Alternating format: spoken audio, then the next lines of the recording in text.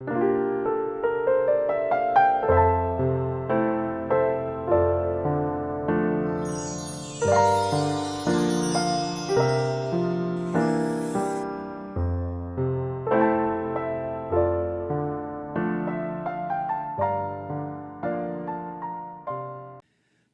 5장 1절에서 9절까지 말씀을 교독합니다.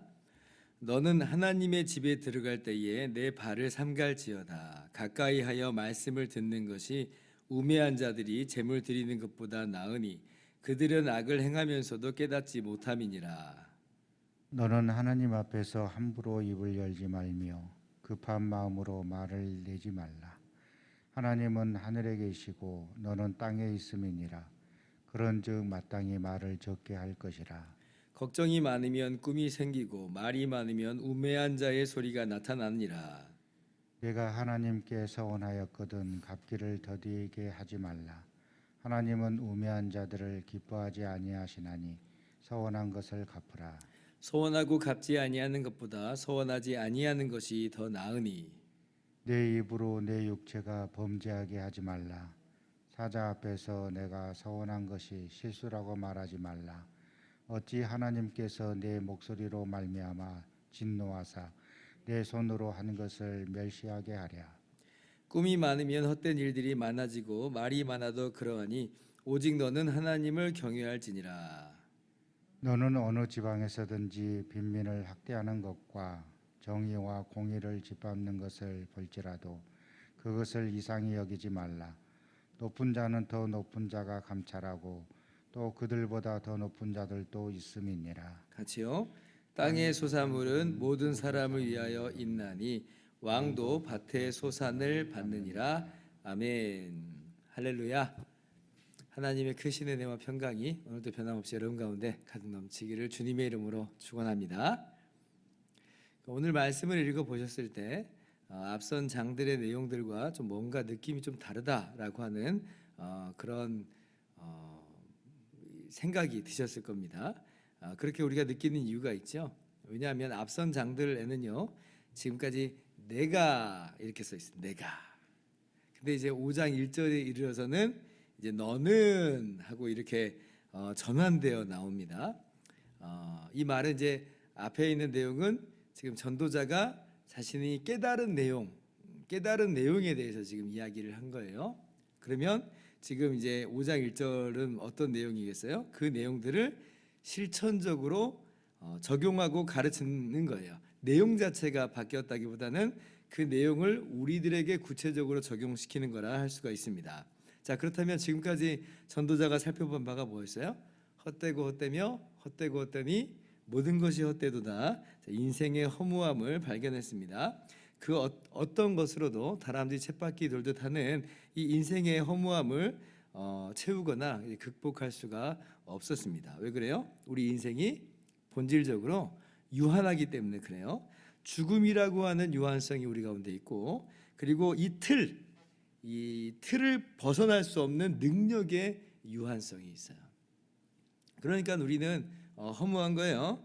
그리고 이 유한하고 허무한 그 인생의 근본적인 원인으로서는 바로 우리 본성에 자리 잡은 이 죄악, 죄성 때문이라 제가 어제 이제 말씀드렸습니다. 그래서 우리는 허무한 인생을 살아요. 짐승 같은 그런 삶을 삽니다. 양육강식의 그런 정글과도 같이 시기와 경쟁에 매몰되고 또 고독하고 외롭게 그렇게 모든 인간 관계들이 서로 단절돼 있는 서로를 신뢰할 수 없는 이제 그러한 삶을 삽니다. 그러니까 정말 허무하고 헛된 그런 인생이죠. 그러니 오늘 이 진리를 이 교훈을 이제 어떻게 적용합니까? 너는 이렇게 얘기하잖아요. 1절에 자, 첫 번째. 자, 너는 하나님의 집에 들어갈 때에 내 발을 삼갈지어다. 이렇게 적용을 해요. 이게 삼가다라고 하는 말은 조심하다, 뭐 주의하다 이런 뜻이에요. 그러니까 하나님의 집에 들어갈 때 내 발을 삼가라. 너 발을 조심해라, 주의해라. 언뜻 이 자체만으로는 의미가 명확하진 않지만 그러나 뉘앙스는 우리가 받았죠. 교만하지 말라는 거구나. 겸손하라는 거구나 라는 그런 우리가 그 뉘앙스는 전달받을 수 있어요. 그럼 구체적으로 어떤 내용이냐라고 할 때 2절을 보니까 그러한 교만한 모습 중에 구체적으로 한 예를 드는 것으로 보이는데요. 자, 하나님 앞에서 함부로 입을 열지 말라 이렇게 얘기하죠. 함부로 입을 열지 말라. 그러니까 하나님의 집에 들어갈 때 내 발을 삼가는 건 뭐냐면 하나님 앞에서 함부로 입을 열지 않는 거예요. 그러면 함부로 입을 열지 않는 건 뭐냐라고 할 때 다시 한번 4절을 보니까 이것은 서원이구나, 서원한 것을 지금 말하는 거구나 라는 거죠. 그러면 뭐예요? 하나님의 집에 들어갈 때 서원이나 맹세 같은 거 그런 거 하지 말라는 겁니다. 하지 말라는 거예요. 그러면 이게 이제 앞선 내용들하고 어떻게 상관이 있는가? 그러니까 뭐 이 자체만을 그냥 우리가 듣기에는 뭐 크게 뭐 문제는 없는데, 그런데 우리가 쭉 지금 전도서를 살펴보고 있는데 갑자기 이 말이 이제 나왔다는 거예요. 왜 이런 말씀을 하시는가 좀 의아하게 여겨질 수 있는데, 그런데 조금만 더 생각해 보면 그 이유를 찾는 것이 어렵지 않습니다. 왜냐하면 이 서원이나 맹세가 뭐냐라고 할 때 이 서원이나 맹세는요, 뭐 우리가 뭐 하나님 내가 이렇게 하겠습니다, 뭐 내지는 뭐 하나님께 이거 해드리겠습니다, 아니면 맹세컨대 이거는 사실입니다, 뭐 이걸 이제 우리가 서원이고 맹세라고 하는데, 근데 이제 이거는요 뭘 전제하고 있냐면 내가 정확히 다 알아, 그리고 내가 다 할 수 있어 라고 하는 그 내용이 전제돼 있어요. 그러니까 내가 맹세컨대 나 뭐 다 알아, 나 아니야, 뭐 이렇게 얘기하는 게 전후 사정을 내가 다 안다는 거잖아요. 그러니까 내가 다 안다는 걸 전제하고 있어요. 서원해요. 하나님이 내게 이거 하시면 내가 이렇게 해드리겠습니다, 내가 이거 하겠습니다. 아니, 내가 할 수 있다는 거예요. 그러니까 자신의 어떤 다 안다는 것, 내가 혹은 다 할 수 있다는 게 전제되어 있어요. 그것이 이제 서원하고 결부가 되어 있는 것입니다. 그런데 지금 전도자가 지금까지 지금 깨달은 바가 뭐였어요? 인간이요 아주 유한한, 지극히 유한한 존재라고 그랬잖아요. 그러니까 그 자신만으로는 정말 허무할 수밖에 없는 존재라 이렇게 깨달았습니다. 죄와 죽음으로 휩싸인 존재가 아니 뭘 어떻게 통제할 수 있어요? 뭘 다 아는 것이고 뭘 다 할 수 있겠어요? 그러니까 유한한 우리는, 죽음으로 끝나는 우리는, 이 틀을 벗어날 수 없는 우리는 사실은 그럴 수 없는 존재들인 거예요. 근데 마치 자기가 다 알고 있고 그래서 내가 맹세할 수 있고 내가 다 할 수 있는, 그래서 내가 서원할 수 있는, 그러니까 자신이 자신의 인생을 마치 통제할 수 있는 것처럼 그렇게 나오는 것이 이 서원이고 맹세라서, 그래서 이게 참 교만한 그런 발상이다는 거예요.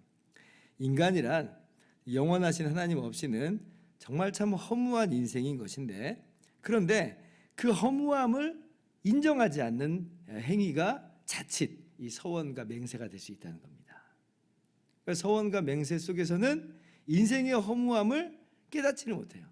이런 인생의 참된 허무함을 깨달아서야 진정으로 우리를 의미 있게 하시는 하나님을 경외할 수가 있게 되는데, 서원과 맹세 속에서는 하나님을 경외함보다는 이 인생의 허무함 속에 그냥 매몰되어 있는 거예요.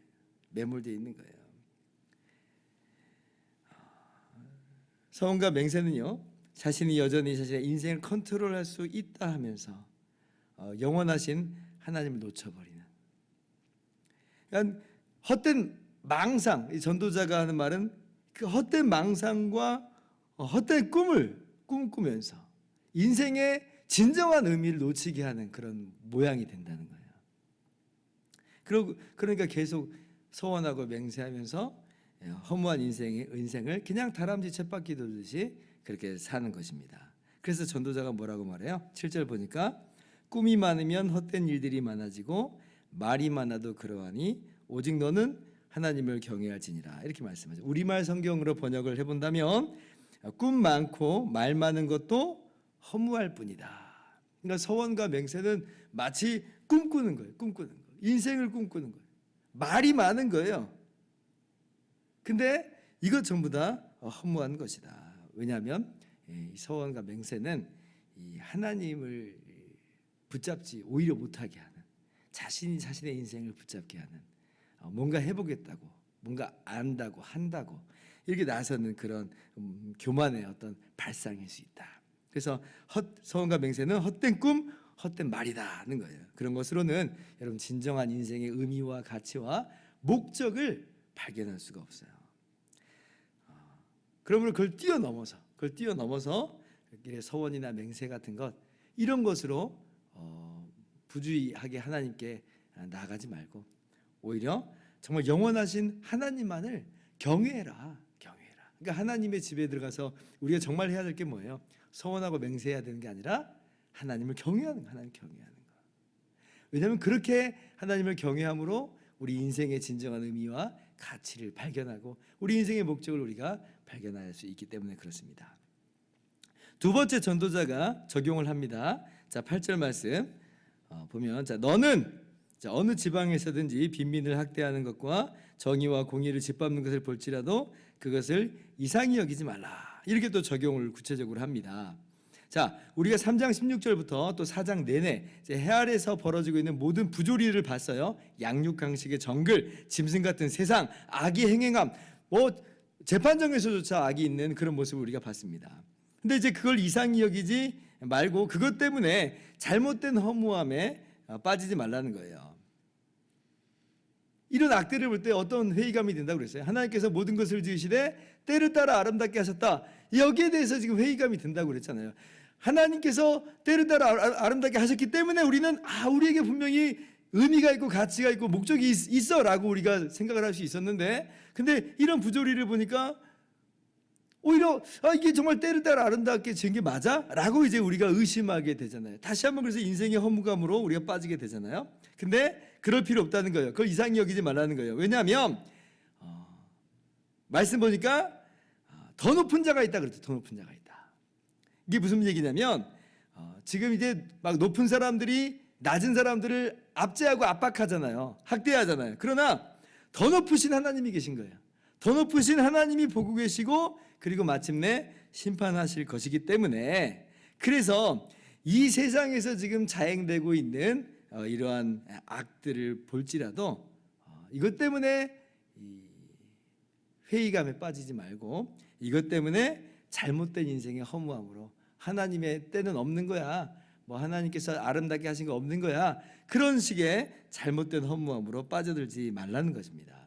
하나님이 진정 모든 인생의 참된 주권자가 되세요. 가장 높으신 분이세요.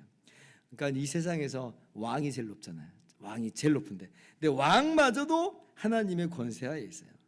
그래서 9절 보니까 왕도 밭의 소산을 받느니라. 왕도 받아야만 하는 존재예요.